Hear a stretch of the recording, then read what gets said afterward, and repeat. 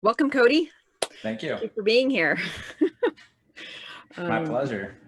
Well, hello, everybody. So this is HeartMind Happy Hour, weekly show where I interview guests on consciousness and meditation and technology and the intersection of all three. And I'm very excited today to be interviewing Dr. Cody Rall, who I've been a longtime fan of. And so I'm really honored to have you here. Welcome, Cody.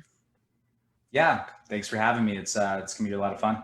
Yeah, it's gonna be great. So first thing I always like to do on my show is just to bring us all into presence since we've all been out on our day. So if we can just take a moment and come into this moment, welcome our breath and close our eyes and take a few deep breaths.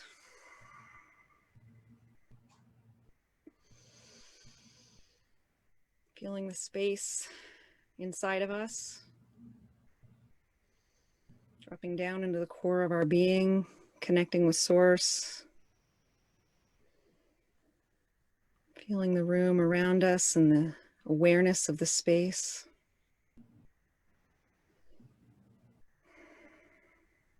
Asking for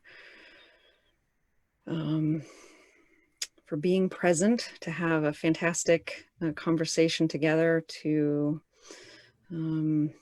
help anybody who's watching provide information and light and guidance.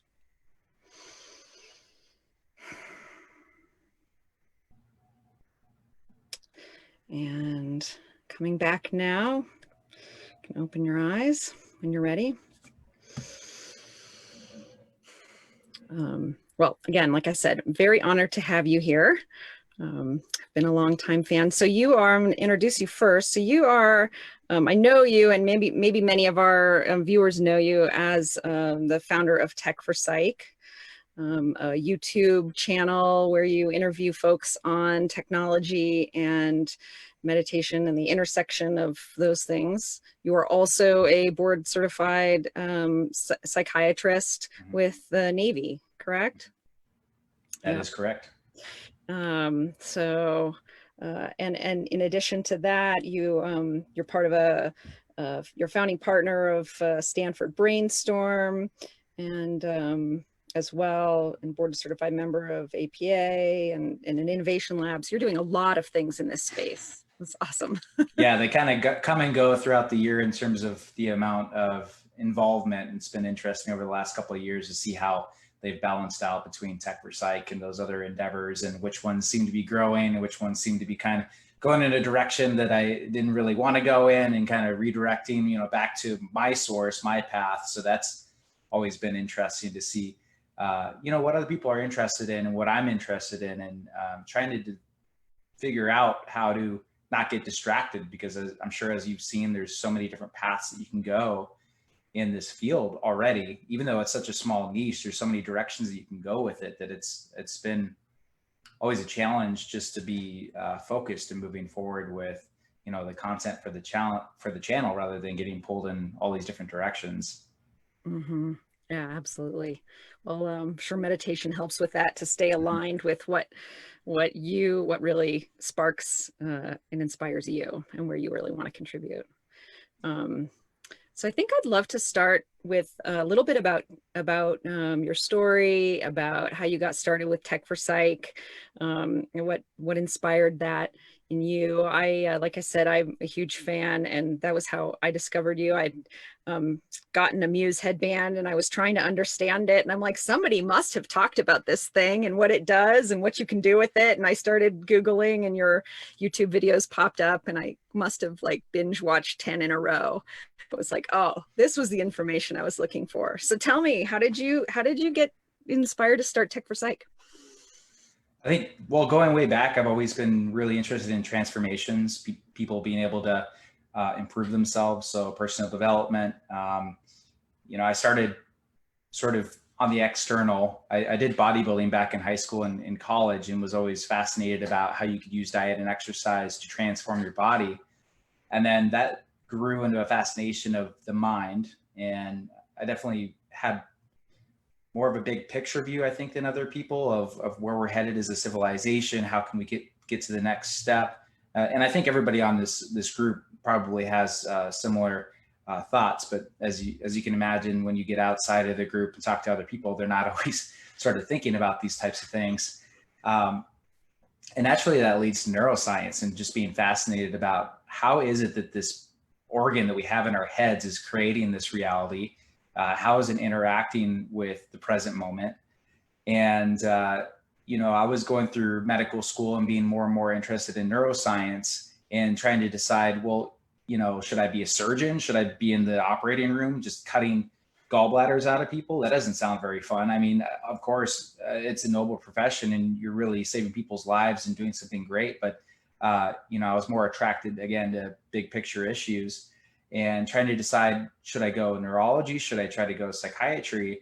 And talking to people that were in psychiatry, they were a little bit more in that mindset, trying to figure out how actually the function of the brain creates mood, emotions, thinking. And so that became the field that I went into. And I just became fascinated about brain health and how you can be the best that you can be and what it is that you can do in order to do that. And naturally, meditation came out of that as it became more and more popular over the years. The various benefits, always shown in magazines. You can focus better. You're more calm, more centered. And then, of course, psychiatric illness as well. It's how does the brain become so abnormal that a person becomes severely depressed or develops schizophrenia? These are all serious problems that are affecting society. And, I think it was obvious to me that these were brain disorders. There's something about the way that the organic tissue is functioning to create this person's reality. And there was nothing more fascinating to me than looking at the technology that allowed us to peer into what was happening. How can we help people with mental illness? How can we help people that are functioning well function better? So I went into residency, and the thing that fascinated me was all these big fancy MRI machines, something called magnetic encephalography, where they measure the magnetic brain waves coming out of your brain, looking at the blood flow, mapping out what they call circuits now to take a look at how these different areas of the brain interact with each other to, not only create reality, but, create your attention, create your mood, all these different things.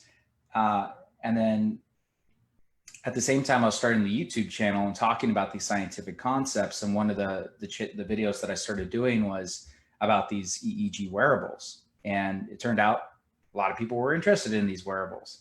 And it is more, I think, obvious looking back why that is. It's because not everybody can interact with a functional MRI machine. Not everybody can, have hands-on experience with magnetic encephalography machine, that type of thing. But when you have a wearable that has EEG that people can use at home and democratize that technology and that information, naturally people are really curious about it because they have firsthand experience with it, gets them interested in neuroscience, get them interested in meditation and self-development. And I think that's really where the crossroads all came together, to where more and more my YouTube channel became about neuroscience devices, and particularly wearables that other people can interact with, because that's where people can have, again, firsthand experience and be excited about neuroscience and be excited about self-development and meditation. So I think that it's just a recipe for a topic that wants to be discussed by people on social media and YouTube. So that's really how that path really came about. And I'm so appreciative for everybody that's became interested in meditation and neuroscience and collaborating with me and asking questions. It's been so much fun over the last 5 to 6 years of doing it. So it's been an interesting journey so far, and I can't wait to see what's going to happen in the near future, because the devices are only going to get more powerful and only more interesting as we go along. Yeah, completely. And I'm really grateful. And I know so many people are, for your contributions specifically, because it's incredibly helpful. You talk about democratizing data and democratizing this technology. And I think that's where I come from, is from the biohacking movement. Yep. As a human potential coach, I started listening to people like Dave Asprey and Bulletproof, and trying to hack my own brain, essentially was. And the first thing you start to do when you want to hack your own brain is, well, I need data. And I come from a science background, so I need data, and now I need to understand it and understand what I'm doing, so I can, start to make smart choices in my life and use this technology to help improve my life and, maybe other people around me. So, yeah, I think it came, you were riding or intersecting with that wave of the biohacking movement, don't you think? Yeah, I think so. And it's a really great movement. I like it a lot because it gives people self efficacy, an ability to help themselves. And what you see in mainstream medicine so often is people rely too much on medications or different treatments that might have a lot of side effects. And being able to interact with this technology or learn these skills can solve so many different problems at the same time. It's not a panacea, but at the same time, biology, especially the brain and the mind, is so complicated that it's really difficult to make an intervention and not have it have side effects, that type of thing. So I just love things that give people that power to improve their own lives. And I'm really all about that. And I hope that comes through on the channel. It really excites me. Yeah, I think it really does come through. And I'm very much in alignment with that as well, of just, this is about taking charge of your own biology and your own health. And from my perspective, and giving people, empowering people to change their lives for the better. Yeah, I mean, there's a lot of different facets of it. It's just fascinating to be able to do a meditation session and then take a look at your brainwaves on Mind Monitor. And there's a feedback mechanism there later when you can see the brainwaves. But then we've got the neurofeedback technology too that can, give you some hints on whether you're in the sweet spot or not, depending on what settings the neurofeedback is on, and get real-time learning. And I think that's really where this is headed. Is it's amazing to be able to develop these meditative skills over 30, 40 years. And of course, there's a lot of wisdom that comes with that, I'm sure. But how can we, accelerate that a little bit? How can we make meditation and these cognitive skills more accessible to people that, want to engage in the technology? And as we all know, so many people come into meditation and don't really progress past a certain point because they're not experiencing things that make them want to continue the habit. So how do we create these experiences to get people really interested in brain training, meditation, and other mechanisms to develop that self-efficacy? I think is another really interesting facet of using the technology. Oh, gosh, I think that is so key. I couldn't agree with you more. That, as somebody who was in that camp, tried meditation, didn't know if I was doing it right, kind of left it because, I couldn't make it stick. And that is actually what the technology did for me. You and I worked together early last year, and that was such a game changer for me, of putting the technology on and then having a coach, knowing that I was doing it right, and then having the help of the neurofeedback. Like that trifecta, was golden. It changed my life. It was awesome. Yeah, it's really exciting, and the science is coming along, and there's a lot of people out there doing it. We really need to be continuing to collect data and trying different things out, being open-minded with both the process and each other. It's such a Wild West area that things are progressing very quickly. And, it's nice to have some heavyweight scientific people coming into it, as well as other people that maybe don't have as much of a background in science, but they have such a rich history and experience with meditation, and they all seem to be exchanging information that is really helping the niche. And I call it the niche. I wonder what you would call it. It's this neurofeedback meditation niche that's, I feel like, is really taking off. And yeah, it's amazing to see people come into it and be so excited to find it. It seems like every other day someone comes on the YouTube channel or social media and they're just freaking out. They're like, I have no idea this existed and have all these Yeah. questions. You know, it's really fun. Yeah, it's I kind of think of it as the cognitive performance, arena. I don't know, but it is even actually narrower than that, because there are other people doing cognitive performance work, and performance in a really general sense, because it could be helping somebody with some serious health issues too, I think. Yeah, I mentioned, other things that I've been involved in, like the Psychiatry Innovation Lab and Stanford Brainstorm. And I think that they're great organizations, but I do feel sometimes that they're taking, old ways of doing mental health and bringing them into current paradigms. For example, cognitive behavioral therapy is great, but it's been done, a million times in the past. And just because you make a new app for it doesn't mean that it's going to revolutionize the paradigm of how we're helping people in mental health. So I get a little frustrated with mainstream medicine as of late, because, I think that people are paying attention to this. I think that people are becoming more and more curious about it. I just think that, it's going to take more powerful technology and more evidence for really percolate throughout the entire medical system. I think it's going to happen. But it is an interesting viewpoint from, we're the pioneers. We're moving forward with this. And I think that it's really going to change how mental health is done. But, I think that I don't know how much resistance there's going to be, but in terms of generating interest from creating mechanisms where people that come into mainstream medicine are getting this as like a compulsory thing, would be it even being offered more often, I think is going to be really important in the future. So it's just something that I'm keeping track of. And I really want to, I guess, raise awareness of what's going on. And that's what I'm doing with the YouTube channel. And I really hope that mainstream medicine follows along.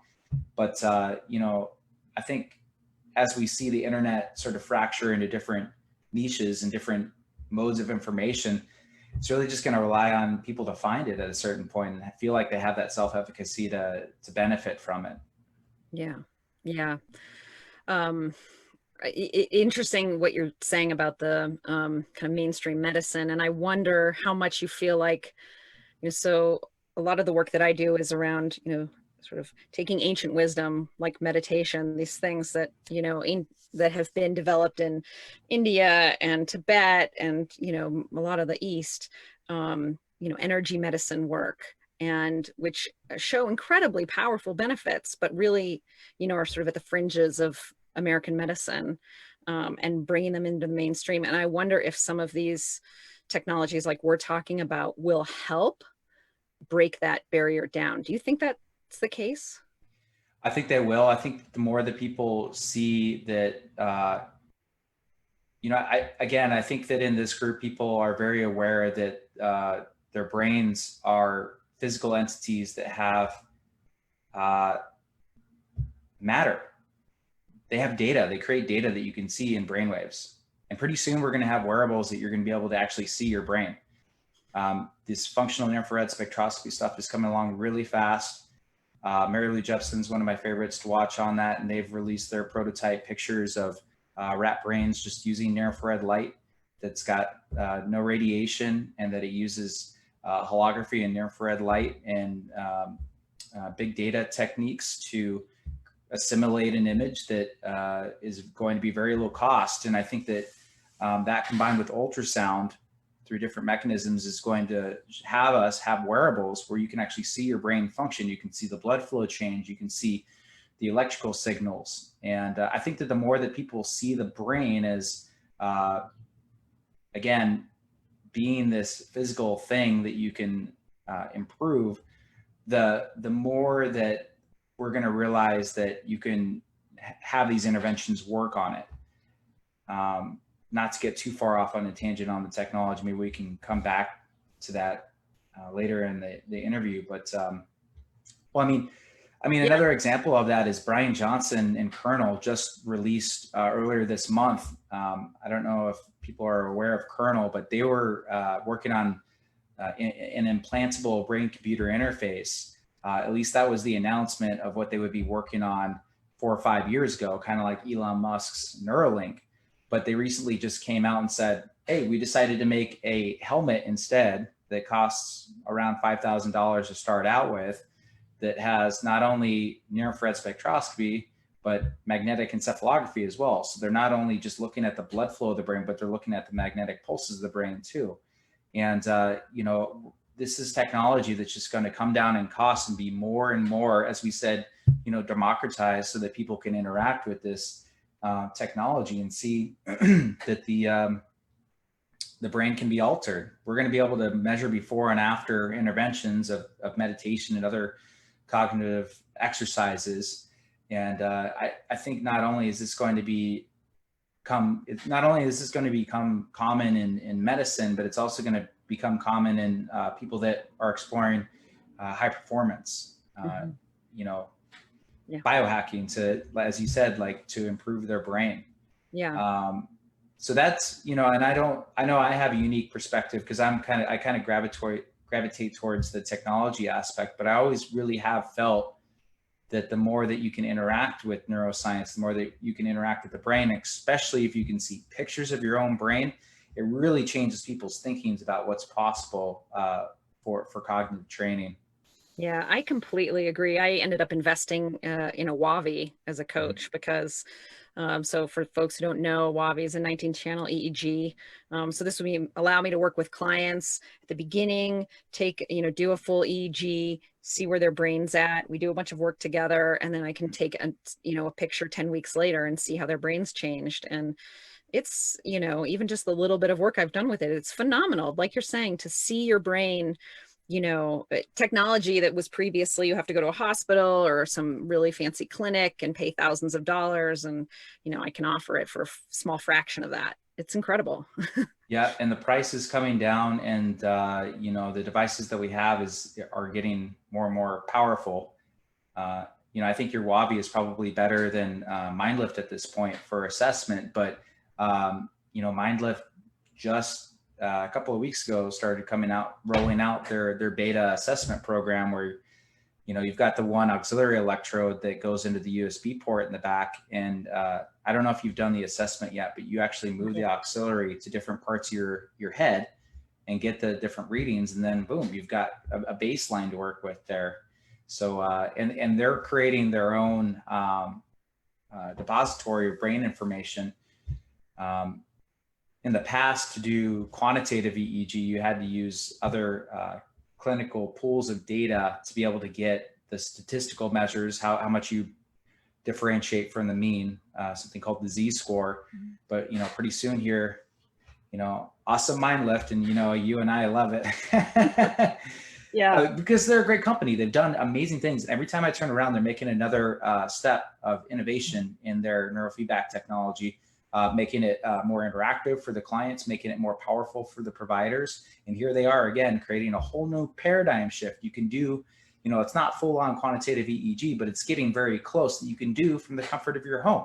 It's amazing. It's amazing. And yeah, and for those clients like that, I've got a client in Canada, for those clients that are far away that you're never going to see, that's incredible to be able to walk them through, a baseline EEG like that. I totally agree with you. It's remarkable. Exactly. There's no other way that you'd be able to confidently send or a device to someone, or, really, most people that are doing the neurofeedback at this point already have the Muse headband. They've already kind of gotten hooked, and they have the device. And at a certain point, I know for a lot of my clients, it's more about just sending them the extra auxiliary electrode from MindLift, and they're good to go. They're ready to rock. So it's exciting. Yeah. Well, let's talk a little bit about what you're doing with clients on MindLift and some of the successes they're having. I'd love to hear more about that. I'm sure people would be interested to know what your clients are saying about the MindLift technology and Muse in general. Yeah, the program is evolving, of course, as more innovations come out. I try to fit more and more into the program. There's only so much that you can do. And trying to determine the length of the program. It's 2 months long at this point. And really the way that I've designed it as of late is the last one we actually did a group cohort, and it was really fun because people could, split off and do their MindLift exercises independently. And, work at different brainwave frequencies. And I think that these different brainwave frequencies have unique characteristics that you can use as tools for a toolbox of a meditation session later. We were talking about earlier about Ajahn Brahm's book, in which, he talks about these different skills like attention, awareness, relaxation.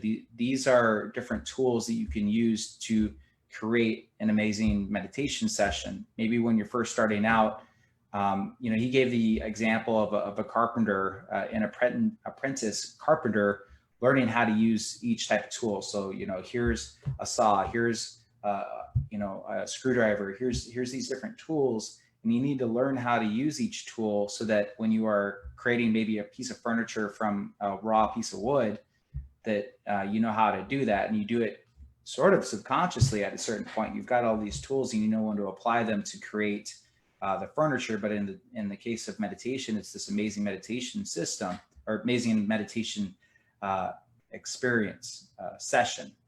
And really what I'm trying to do with the Mind Lift system, with what I call the brain circuit training program, is develop these different skill sets of, here's what SMR feels like. This is going to help you with your attention.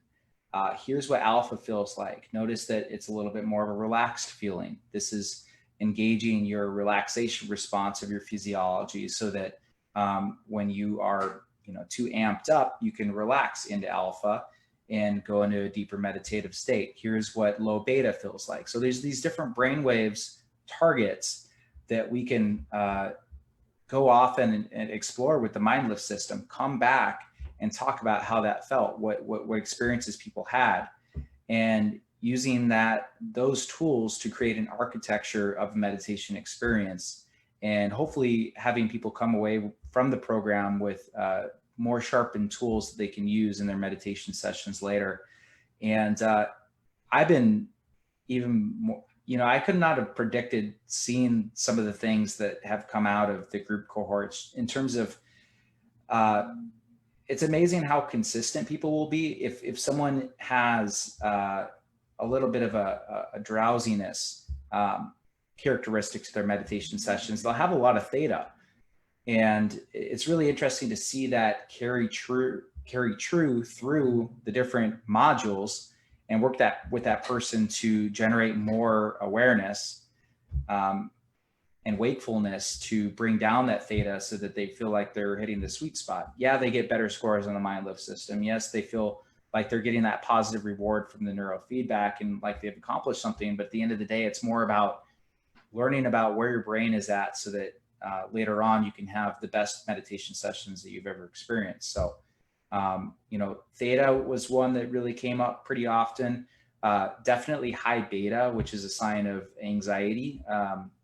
One of my clients consistently had high beta, and it became apparent over a couple of the calls that he's a very anxious and scattered person. And he was really great in sharing it with the group. And I was really appreciative of people that have the confidence to be able to share it with the group.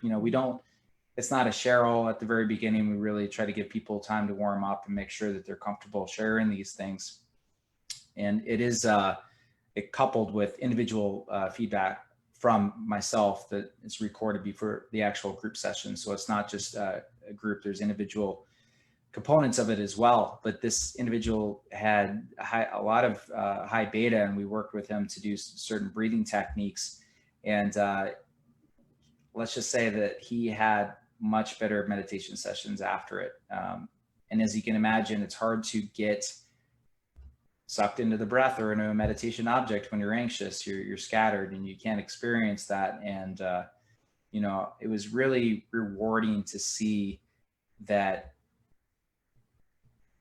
showing him the yellow line of high beta on the graphs made him really resonate with the fact that he's very anxious, and then directing him to use different relaxation exercises before the meditation not only brought the high beta down on the graphs, but also had him really experience a much improved session that made him actually want to continue meditation, whereas before he had never really been consistent. So those are the types of things that I've seen on the recent cohorts that are really exciting. And, the program is going to continue to evolve, but I think that those will be staples of the brain circuit training program moving forward. That's super awesome. Yeah. And I mean, I think just to hammer it home, that really shows the power of being able to feel what, relaxation feels like, and then seeing the data on the screen, which was my experience, my own personal experience when I did the program. For me, it was like, what does focused attention actually feel like in my body? And yeah, it's very powerful to see the data and have the feedback. There's not Yeah. really... Yeah. It's pretty wild. I mean, I went kind of incognito to a neurofeedback clinic last summer that was using MindLip. They didn't know who I was. So I don't think that they knew who I was. They never said anything. So, I was working with this psychologist that was having me do a lot of SMR. I was kind of sitting there and like, okay, this is what SMR feels like. And then boom, it was like this, how you do relaxed attention on the breath for long enough, you have these state changes.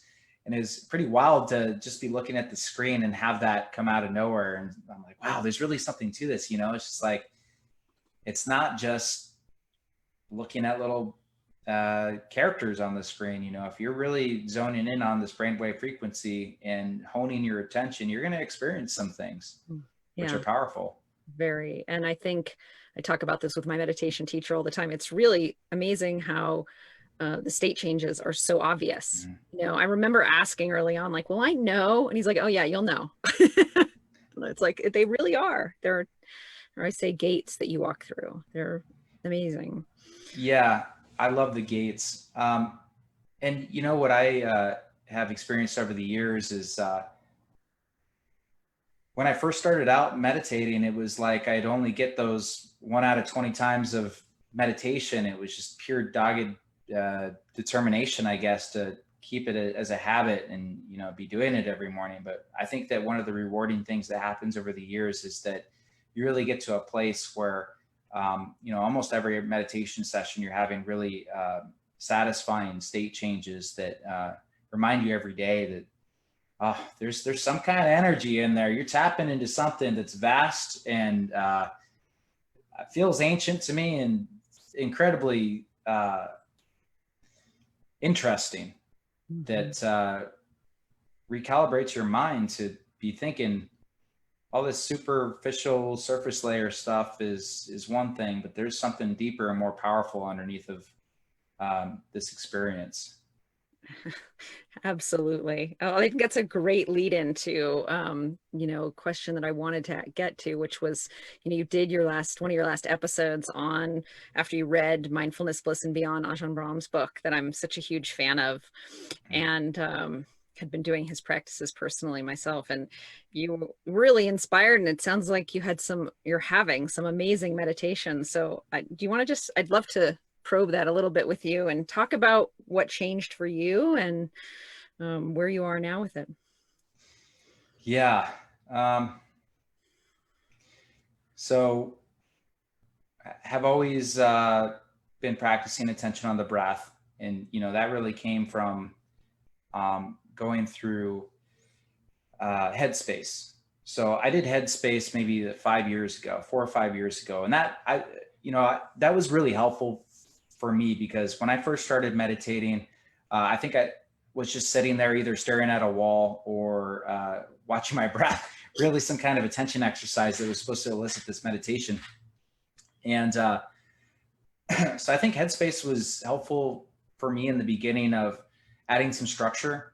So being able to do a body scan, some visualizations of healing light filling up your body, and experiencing some very pleasant sensations from that. And then also training attention on the breath. And then as I got into the neurofeedback exercises with the Muse and just deeper into meditation, those state changes would happen every once in a while just with attention on the breath. One thing that, and what I've noticed is this is all very much of an evolutionary process. There's not like just one thing that really changed things for me in terms of meditation. It's again been this evolution of all these different tools you sort of learn how to use in the right moment that create these great experiences. But another thing that has been very helpful to me within recent years is becoming more aware of these energy centers, the chakras. And if you would have asked me, 5 or 8 years ago when I was in medical school, if I would be focusing on chakras and trying to open them up, the energy centers, and creating energy flow through, my spine, I would have said you're insane. No, I think I was more open-minded than that, but my head was not in that place. And I think the more that I became accustomed to opening awareness of different areas of the body, it's just these little energy pockets that are there. You can feel them, especially if you figure out how to find them and then systematically open them up. And so that's really been a big part of it for me, is taking a look at the different energy centers, and in the preparation, making sure that they're opening, visiting each one, and really blessing them with the metta, and trying to open them up with the loving kindness attention, and really feel like they're connecting as you ascend up the spine. And again, another tool, and this really came from talking to Stephen and Kevin, is this spinal breathing technique, where you really start circulating the energy. And I had heard of it by reading Joe Dispenza's materials, but Joe Dispenza's is a little challenging. I'm still working with that, because that has actually to do with contracting muscles as you go up, and encouraging what he calls the central nervous system fluid flow. For whatever reason, what's been working best for me is actually kind of just not visualizing, but feeling the energy flow without muscle contractions. And that's just where I'm at right now. It seems to be less distracting for me to try to synchronize all these different muscle groups to get the prana flowing. But so setting the stage with the mindfulness, making sure that the energy centers are opened up, and then doing some spinal breathing. And then, wow, what I loved about the book that you just mentioned, the mindfulness book by Ajahn Brahm, I had never, in Chuladasa's book, Mind Illuminated, he talked about nimitta, and maybe I had misunderstood what he was saying. Maybe I needed to describe it in a different way.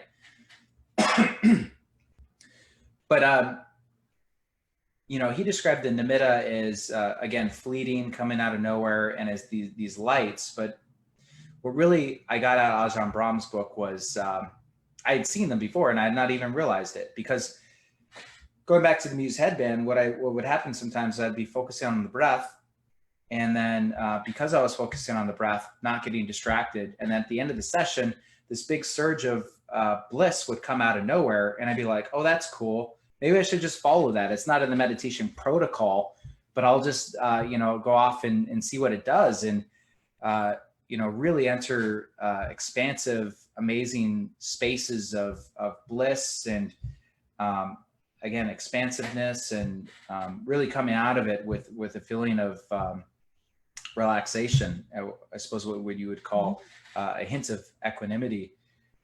And reading that book made me realize that these, I'm still working on my vernacular with this. As you can tell, I've only put out one video on it, and I'm still working on my way of explaining it. But it's like these energy globules that come up as you're sitting there in the open space, and they're feelings of bliss, and they can be over here, they can be over here, they can be big, they can be smaller.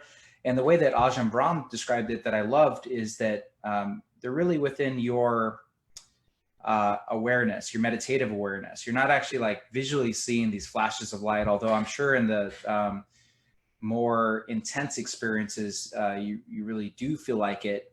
And I've experienced as well, as you center down, you find this globule of bliss, and it's like your brain is trying to assign either a color or a shape to it. And so you're kind of like, well, this one feels red. It's kind of red to me, or this one's more yellow, or this one's actually like purple. And what Ajahn Brahm says in the book that has just worked so perfectly is you kind of sit there and watch it, you don't move too much with your attention or else you're going to scare it off, but you narrow down on the center of it. And there's this powerful, powerful energy that is coming out of those nimitta that really just pull in your attention and suck you into a completely different space. And, you know, I've been trying to figure out how I can not get so tense when this is happening, because my muscles are seizing up a little bit. I'm trembling a little bit. And I think that it's something that you figure out how to deal with time. And that's what I'm reading up on right now. I've been looking online a lot about people's experiences about how to calm that down. And you know what's really spooky about this whole thing? I find it spooky. What's spooky? You're looking at these descriptions and people are talking about these things that you had no idea existed, but you've experienced them because you have done the meditation session. So one that really weirded me out recently was I had noticed my tongue was doing something certain when I'm really getting sucked into the middle of the nimitta and there's a lot of energy coming out of there. It's like your tongue curls up to the roof of your mouth. And there's all kinds of descriptions of this online. I'm like, that's so weird that you get sucked into the energy and then the body just wants to go into this position, this posture, and even your tongue is affected. Mm-hmm.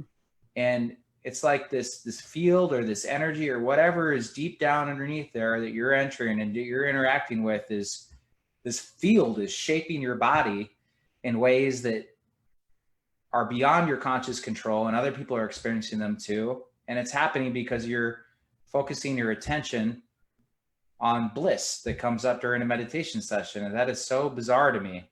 So I'm still coming to terms with it. I'm sure there's people in this group that are very familiar with these concepts, but you know, I'm, you know, and I try to be as open as I can on the channel. You know, I'm learning right along with everybody else and trying to apply the technology side to things too. So I'm allowed to get weirded out too, right? Absolutely.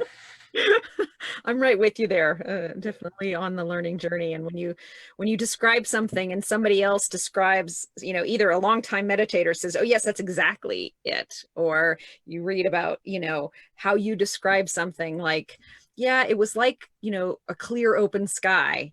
And the person you're talking to goes, yeah, I know exactly what you mean, you know? Or I liked yours. One of the ones I commented on recently was like, you had posted one of your sessions and you said it was like a tractor beam pulling you up. And literally like the day or two before I had, you know, the intense nimitta pulling me in where I'm like kind of shaking a little bit. And then boom, it's like, okay, I'm through and I'm not shaking anymore. It's not as intense, but man, is this tractor beam pulling me up into space here.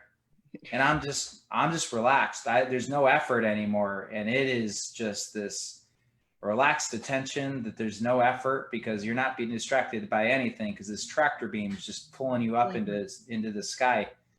I know, incredible, right? And like, you feel like you could sit there forever. Yes. Like, I never understood how people could meditate for hours on end within the last couple of years. And as I've experienced these states, because it's effortless, because it feels so good, you can sit there for a long time. And there's a time dilation or condensation effect to it because you come out of the state. First of all, you don't want to even come out of it because I have to get to work, you know.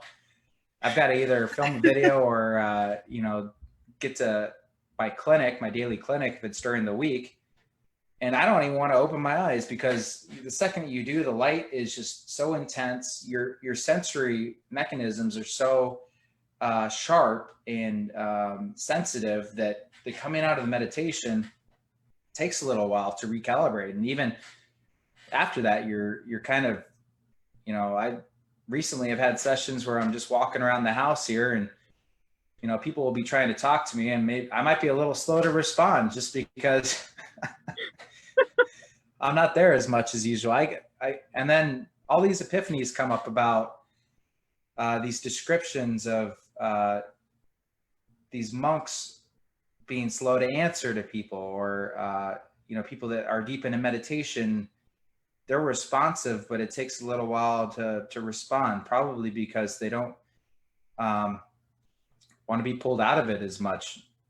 Of course, they're more advanced than where I'm at, but yeah, you just hear stories, or you think about the meditator come out of a deep meditation and maybe being a little slow to respond, or not wanting to come out of the meditation, and it's this energy that's just through them. They don't feel like speaking, feel like just observing and being there in the moment, and any interaction with anything else pulls me out of that. I should, be speaking in the first person at this point. At least that's what I've experienced on these really deep meditation sessions.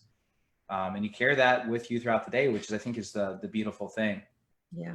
Yeah, right. I agree. I mean, and were that more people to experience that, to really connect with, this bigger energy, this source energy, whatever you want to call it, that is clearly there, that you connect with in meditation, and it really changes your view of everything. Right. And and what's really incredible, I think, coming out of this research that they do at University of Madison, Wisconsin, with the Dalai Lama, or these very high level meditators they do brain scans with, is there's a couple of things going on in the brain. First of all, they can, where it takes me 20 minutes or 40 minutes of just constant effort to barely tap into that state, they can do it in 5 seconds. Boom, they're there. And that's been shown on the brain waves and, in the descriptions of what they experience. And not only that, they can maintain the state throughout the day. So it's not this state, it's not a state change, it's a trait change, as they talk about. Their brains have been shaped over time to be able to do this type of thing.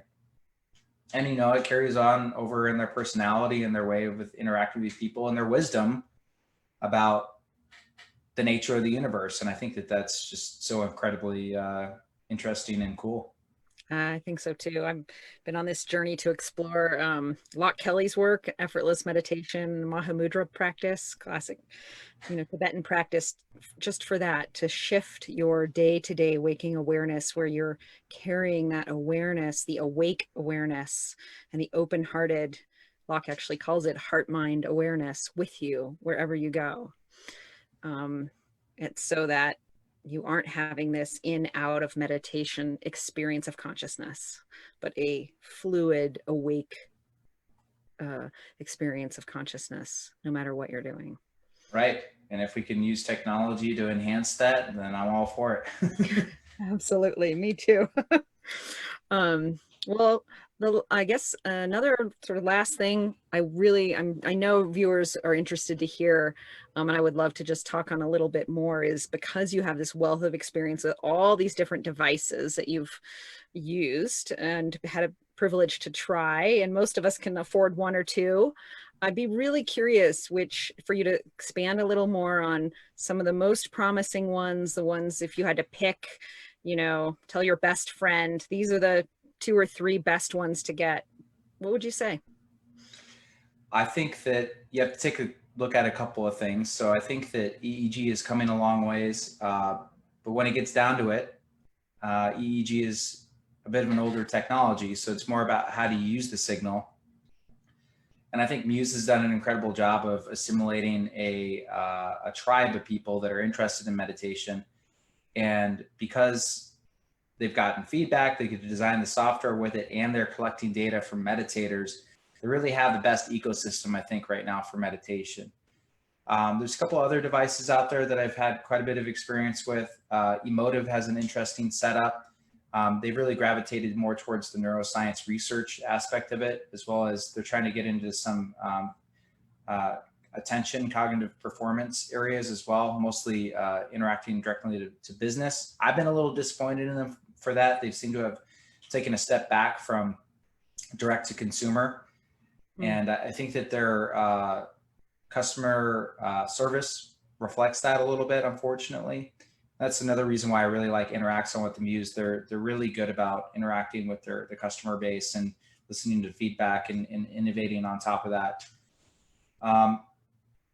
So those are the two main EEG devices. I've tried other EEG devices. I've tried tried them from China with MacroTelect, from South Korea, and a couple of other ones, and they're all really interesting. And I think that, again, EEG has been around for a while. It's kind of just how you use it. And they're really more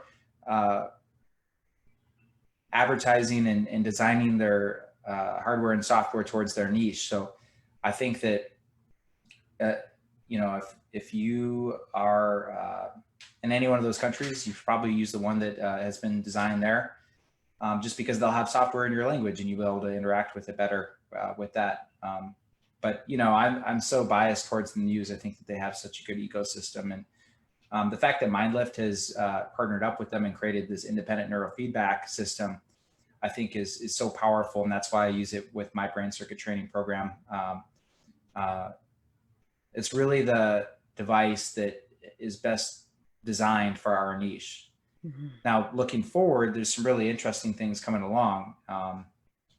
OBLab's functional infrared spectroscopy head device that I got to play around with last October, simply amazing. But again, $35,000 to $40,000 device. It was insane. Not for your home user.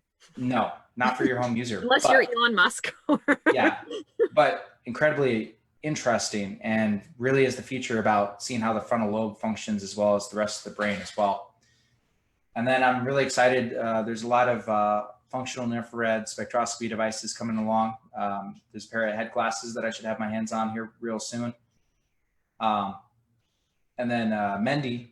Yeah, what do you think? That I've gotten a ton of questions about on YouTube. I'm in communication with them, so should happen pretty soon. I think that they're just reeling from their successful Kickstarter campaign, which apparently is the most successful Kickstarter campaign in Sweden's history, which with over $2.2 million raised for this device, which is really exciting. So, you know, my top pick right now is definitely the Muse, but it's going to have some stark competition here pretty soon because a lot of companies are getting into it.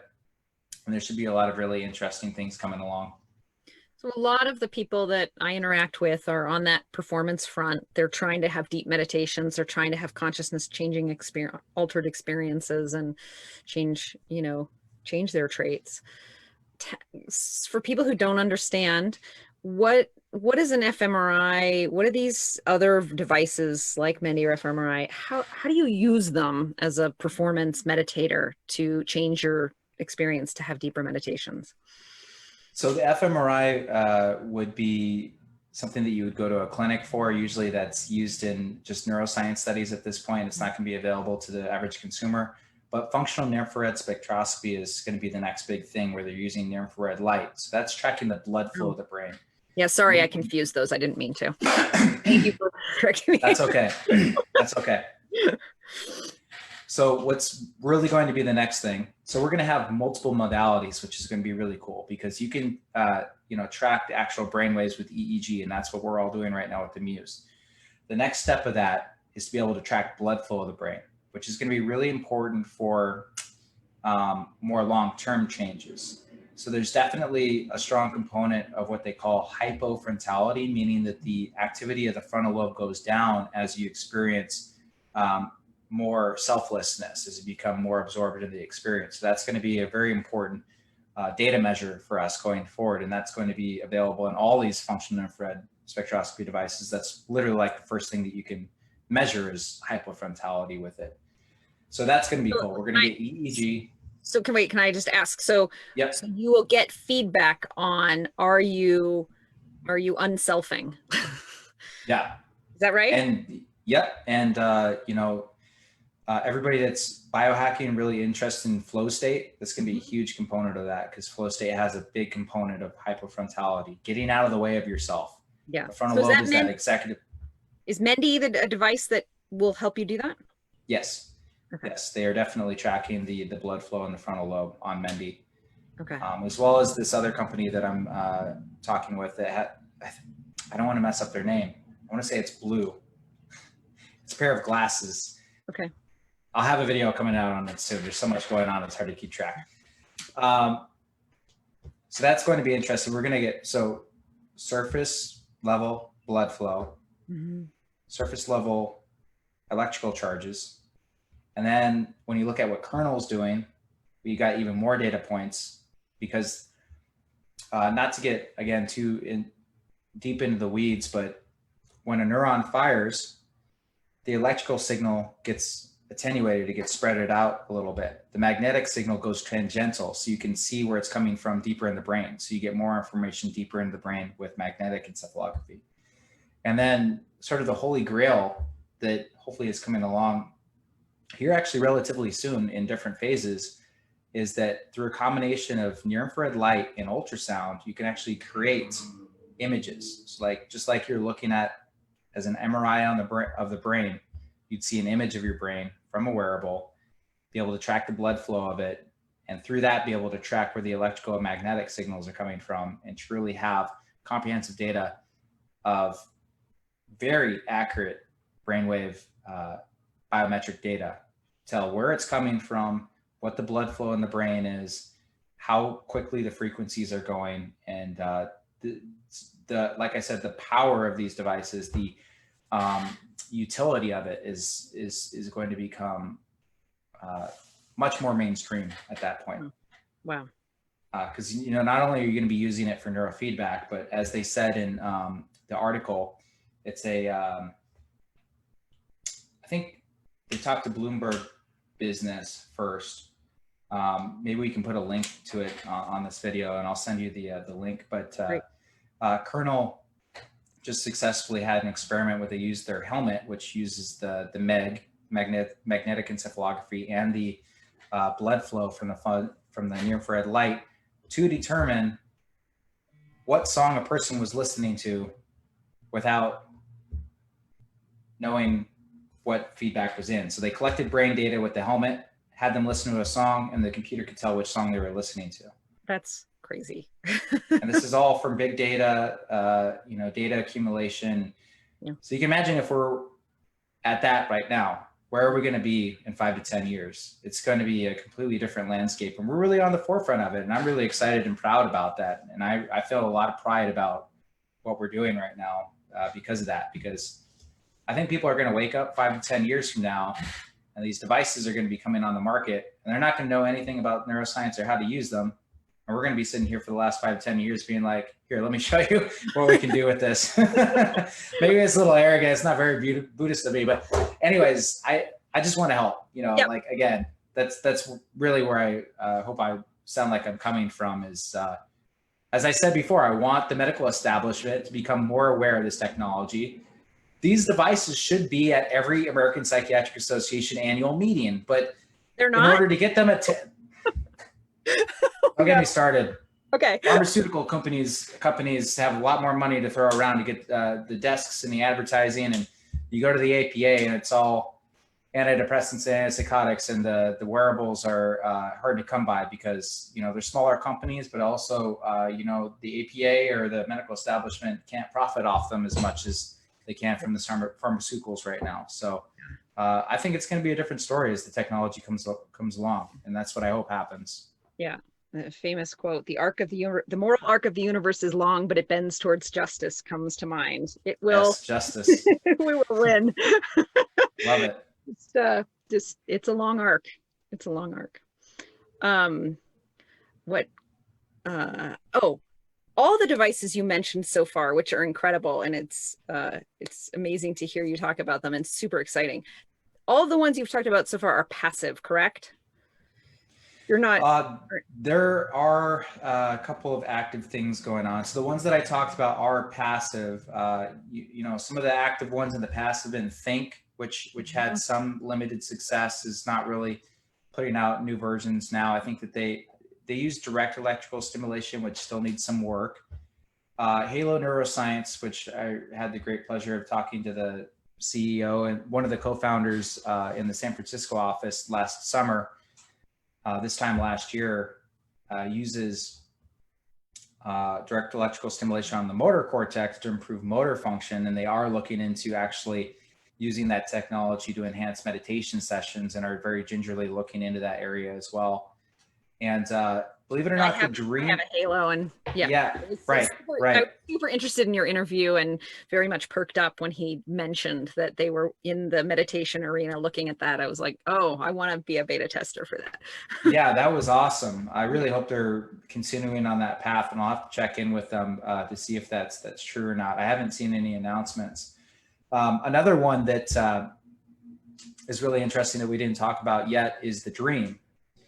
Now, from what I understand, the first dream actually did have a stimulation active component to it to help encourage deep sleep. But because they wanted the Dream 2 to go through FDA approval so that it could be used as a FDA approved polysomnography device, they sort of took that function out of the Dream 2 to more streamline getting into that market. But I hope that they add it back in, because that's really interesting, as well as using active measures rather than just passive measures. Because right now it passively records brainwaves, breath rate, and pulse rate to get measures of a sleep study, which is, the science of it is called polysomnography. But hopefully in future versions, they'll reintroduce back, hopefully with even more scientific evidence of a direct stimulatory effect that's more active to help assist people sleep. So stimulation for sleep, stimulation for meditation, and for focus, as Think did. So they're out there, and I think we'll see more of them, but a lot of them are passive right now. Yeah, I would add in the lucid dreaming aficionado camp, people who are interested in dream yoga, and it, I've worked a lot on trying to get into lucid dreaming states, and it's not easy. And so devices that can assist with that too, I think, are super, super interesting. And I know there's a lot of people working in that forum, but it doesn't seem like anything super promising that's a wearable for the consumer has really come out from lucid dreaming technology. Yeah, I haven't seen any. Yeah. So, those TDCS active stimulation, it's really interesting, or a device that combines both so you can choose. And just to throw even more complicated matters into it, there's transmagnetic stimulation has been around on the clinical side for psychiatry for about 10 to 15 years. So it's really well documented, a lot of science. Oh, Cody just dropped out. I don't know if that's me or Cody. Hello. Oh, there you are. Oh, yeah. I was like, what happened? You dropped out. Okay. So transmagnetic stimulation, they have this probe over your head, and it shoots magnetic pulses that go through your skull and cause electrical firing of the brain. And the reason why that probably can work for depression is people have overactive frontal lobes at times that is can be very detrimental in self-referential thinking. So, one way to do that is to meditate and turn that off. Another way to do that is to, pulse it with magnetic pulses and have the brain tissue sort of lower down its excitability. But I've seen some wearables coming out with that as well that claim to be able to use the TMS to influence brain activity. And I've been wanting to look more into that as well. So not only direct electrical stimulation, but also using magnetic pulses. They're going to be using ultrasound here pretty soon too to affect brain tissue. Interesting. Huh. Oh, that's fascinating, both I'm sure from a clinical side to help people with real illnesses and mental illnesses where you can just immediately help them. And then on the kind of performance side to help, people just generally attain, have better meditations and all that. It's amazing what is coming online. It's such an exciting time, isn't it? It is well within the realm of taking up an entire career, which is what you're doing. think I'm experiencing by now. I'm like, well, I guess this is probably what I'm going to do for the rest of my life, because there's so much going on that it's hard to even keep up, Yeah. Yeah. Well, I so appreciate your time today. Thank you so much for coming on and sharing your wealth of knowledge and your stories and your experiences. Again, I know that I'm one of a ton of people who just really appreciate all the content and information you put out there on the web. I know you put your heart and soul into it and spend a ton of time, and I'm just like so grateful for what you've done and what you're doing. So thank you very, very much. Thank you, Holly. I appreciate it. And it was fun to do it in this forum as well, to be able to answer questions and riff a little bit. So I had a really fun time. Yeah, this has been a blast. Really. Thank you tons. All right. Well, that will wrap it up for today. Oh, let's see. Just to be clear, and I'll put this in the show notes, people can find you on Techforpsych. And if they're interested in your programs or coaching, where do they go? They can go to my website, www.techforpsych.com/coaching. Okay. And also I have a new PDF up if people are interested in. I put some just recent developments in there and how to take a look at calibrating the Muse headband and using it to get deeper meditation sessions. So I called it Muse Meditation Mastery. So you might want to check that out as well. Oh, that's great. Yeah, if you look on my most recent video, there's a link there in the description. I need to get more links up on other videos so that people can find it. But I think the best way to find it right now is go to that most recent video, the Ajahn Brahm video, and there's a link to it in the description. It's kind of a beta test right now, but I'd really be curious to hear what people think about it. And I put some really awesome brainwave graphs in there from some people of this group, Kevin and Stephen, just showing how the brainwaves can be so magnificently altered from years and decades of meditation and what's possible. So hopefully, I just wanted it to inspire people and to get people really interested in using the Muse headband. Again, for people that are mostly just coming into this niche, and then to generate further interest and more confidence in using the device.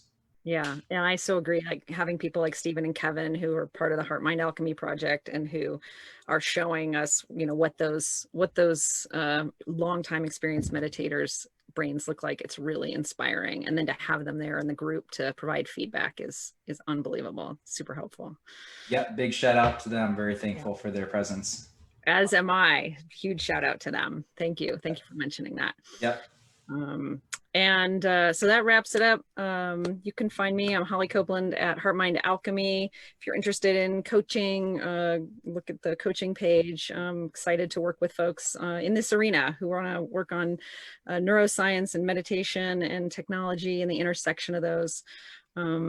Also, I started a new Patreon page. So if you're interested in throwing $1 in the proverbial hat for these types of Facebook interviews, you can go to patreon.com/HeartMind Alchemy. And look forward to the next one. Thank you everybody for joining us. It's been really fun. Thank you again, Cody. It's been great to have you here. Awesome. All right. Bye-bye, everybody.